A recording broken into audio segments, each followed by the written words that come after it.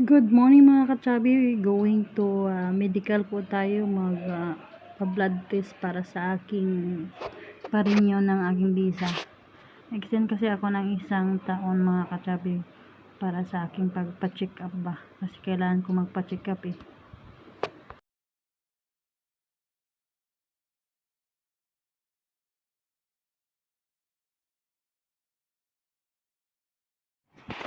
Mga kachabi, kailangan ko kasi magpa-check up ay 2 taon na kasi akong walang regla. Kumbaga, buntis na akong 2 taon, walang anak-anak. So, yun mga kachabi, kailangan ko magpa-check up kasi nga ay sobrang sakit yung aking puson. Minsan, sumasakit, minsan hindi naman. Hindi tulad dati nung nasa Qatar ako.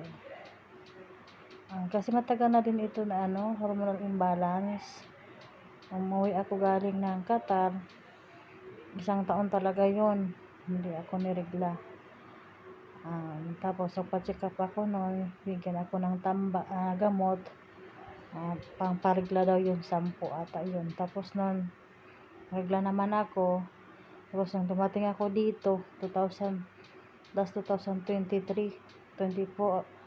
24 yata, kasi 2 taon na ngayong 2025 ngayong May. Kaya yun mga kasabi, kailangan ko talagang magpa-check up kasi ay para na akong lalaki, wala na akong regla-regla. So ngayon dito kami sa clinic na to para magpa-blood test.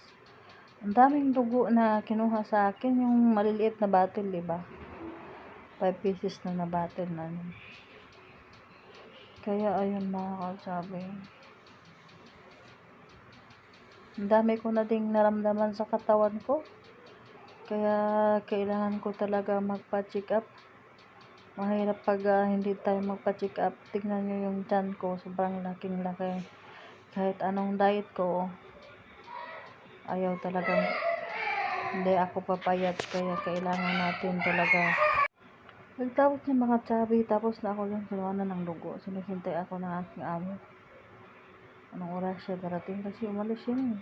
Tapos bumalik 11 na. Minisip ko sa kanya kung anong oras siya babalik. Kasi nagawa pa ako ng sambusa. Kaya ayan, mga 11 talaga siya bumalik. Ayun, kinuha niya ako doon sa clinic na yon. Tapos umuwi na kami. Pagtapos ko dito, nagawa ako ng sambusa, tuna. Yun lang mabilisan. Kasi nagpasting naman yung alaga ko ngayon. So mga kachabi, titingnan natin kung sa result natin ito after 3 days. Pagtapos noon, punta na kami ng police station para sa aking ID na. Para pag makuha ko na yung ID na yon, siguro by January pa, ang budget ko noon, makuha ako ng insurance para magpa-check up ako ay libre na ako ba, hindi na ako magbayad ng bayad. Kasi ang hirap pag magbayad ka ng bayad tapos may budget pa tayo sa Pilipinas. Yung papa ko nag na naman, yung sugat na naman yung paa niya dahil sa diabetic. Tapos ako din dito may problema, nagpagawa pa ako ng bahay.